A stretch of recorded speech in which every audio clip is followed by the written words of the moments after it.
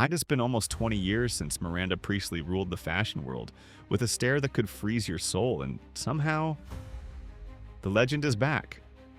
When the first teaser for The Devil Wears Prada 2 dropped, the internet didn't just react, it combusted.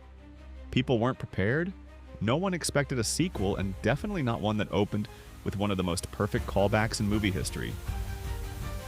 The teaser begins with red Valentino heels, power walking through the halls of Runway magazine. You don't see her face, but you already know. Nobody in that universe walks with that kind of precision unless they're Miranda Priestly. She steps into an elevator, the doors start to close, and then a hand stops them. Anne Hathaway steps inside wearing oversized black sunglasses and a smirk that says she's done letting the world underestimate her. Miranda turns her head, gives her the briefest glance, and drops the line that broke the internet in under 10 seconds. Took you long enough. Then Madonna's Vogue kicks in and the entire fandom flatlined. But what made the moment so shocking isn't the nostalgia. It's the fact that the cast had shut down the idea of a sequel for years. Anne Hathaway publicly said in 2022 that the story belonged to another era, back when magazines ruled culture and editors were treated like royalty. She didn't think a sequel made sense in a world run by influencers and TikTok trends. Meryl Streep wasn't interested either. She rarely does sequels. Fans thought the door was permanently closed, but then Hollywood changed. Suddenly, streaming platforms were desperate for powerful IP.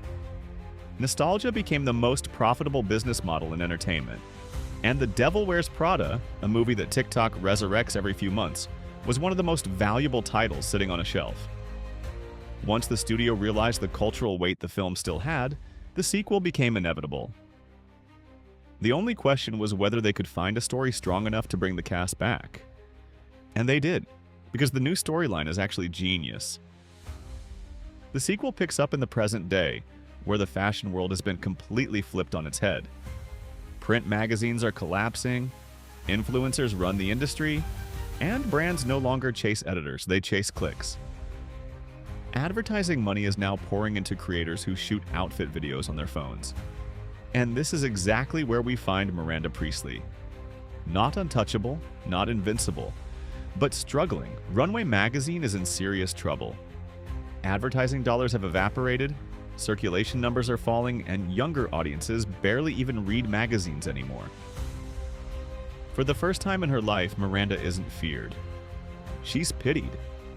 People whisper that she's outdated, that she represents a world that no longer exists.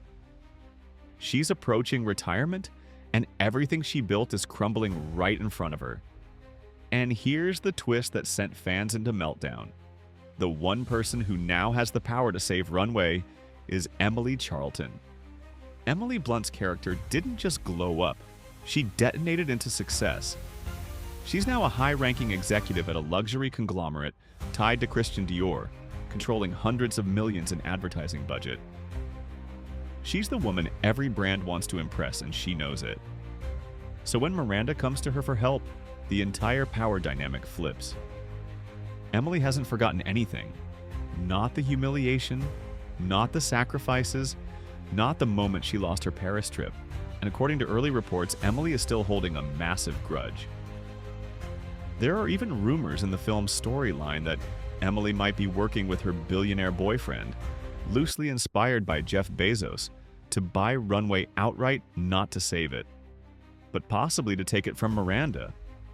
It mirrors real-world speculation that Bezos once wanted to acquire Vogue, which makes the plot even more deliciously meta.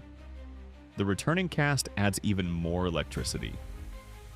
Stanley Tucci is back as Nigel, bringing the emotional backbone everyone missed. Tracy Toms returns as Lily.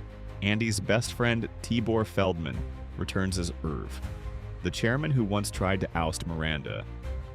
But one person who is not returning? Nate.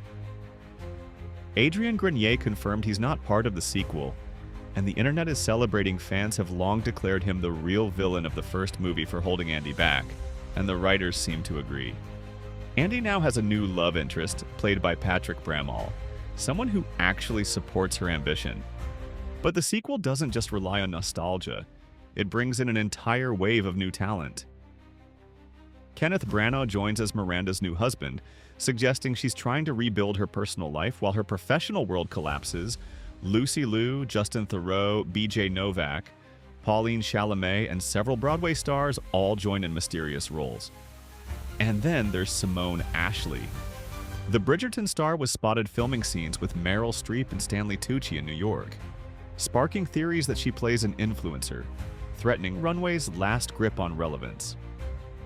Her involvement alone brought in a whole new generation of fans. But nothing blew up the internet like what happened in Milan.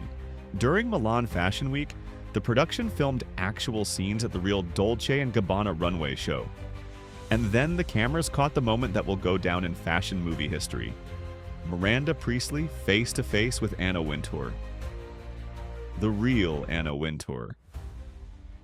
The woman widely believed to be the inspiration for Miranda's character. Streep wore dark sunglasses and a blunt blonde bob, sitting across from Wintour like two empires colliding. People inside the room said the tension was unreal, like watching a live crossover between a myth and the person who inspired it. If that wasn't enough, Donatella Versace makes a cameo. Lady Gaga has a role too, though no one knows what she's playing. Milan erupted with paparazzi, fans, and influencers desperately trying to capture even a few seconds of footage. Filming wrapped in October 2025, and the cast began sharing their experiences. Emily Blunt joked that the production felt like being trapped in a zoo exhibit because of the non-stop cameras. Meryl Streep admitted she refused to do method acting this time. She spent the first movie isolated and miserable. Anne Hathaway and Emily reunited for interviews, calling the original film a joy bomb they had no idea would become a generational classic. And now the sequel is officially scheduled for release on May 1st, 2026, the Friday before the Met Gala. That timing isn't random. It's a strategic takeover. With the entire fashion world already buzzing that weekend, the movie is positioned to dominate global conversation. The first film made over $326 million and became a cultural icon. But the second one? It's stepping into a completely different world. A world where power has new rules. A world run by algorithms, not editors. A world where Andy, Emily, and Miranda are forced to confront who they've become and what they're willing to do to survive. Miranda Priestly once ruled fashion with an iron stare. But now, she's fighting to keep her empire from slipping through her fingers. The devil still wears Prada. But this time she's not just defending her throne. She's fighting for her legacy.